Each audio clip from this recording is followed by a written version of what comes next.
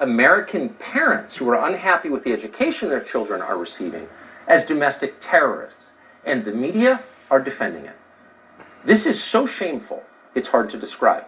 The entire point of a free press is to protect the weak from the strong. But as usual, and more flagrantly every day, our media does exactly the opposite. They slobber over billionaires, they defend the powerful, they call you a bigot if you challenge George Soros. And on the other hand, they clap like seals as working class people go to jail for thought crimes. They're trying to pretend that's not what they're doing, that they're not sucking up to power, that they're not the Praetorian Guard for the Biden administration, but they are. They're telling you, this is about domestic terrorism. They're repeating Merrick Garland's own words. It has nothing to do with freedom of speech. On MSNBC this week, the daughter of a United States Senator, that would be Robert Menendez of New Jersey, one of the Biden administration's closest allies in the Senate, promised that she would air definitive proof that parents who dare to challenge the orthodoxies of the Joe Biden administration are in fact a grave threat to national security. She would show us proof that the National Security Division needs to investigate these parents, treat them like criminals, for daring to speak up at their own school board meetings before members of the school board they elected to run schools they pay for, that educate their children.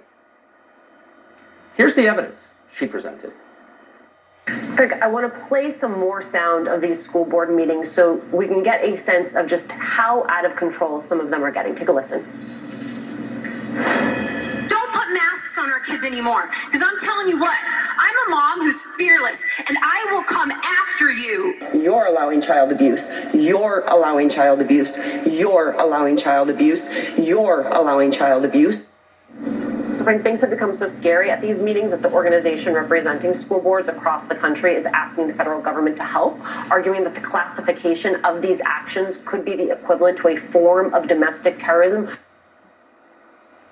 So mothers stand up before a school board, which is their constitutional right, in fact, their duty as parents, to say that they believe, based on a lot of scientific evidence, that their children are being hurt by a policy that makes no sense.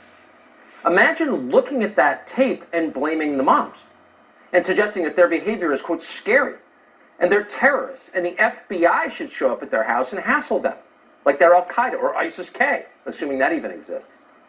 What did they say? Don't put masks on our kids anymore. It's child abuse. Well, actually, that's true. And anyone who's looked at the data knows that it's true. Belgian pediatricians, for example, and the Belgian Academy for Medicine, not a third world country, just issued this assessment of masks in school. Here it is, quote, testing children, imposing mouth masks and quarantines go against the principle of first do no harm, which is included in the Hippocratic Oath that doctors took. These drastic actions do much more damage to the children in the short and long term than going through the COVID infection itself. End quote. Now, that's not some angry mom from Laguna Beach. Those are physicians saying that. And if you look around, and you should, you will not find a single scientific study anywhere in the world that fundamentally contradicts that assessment.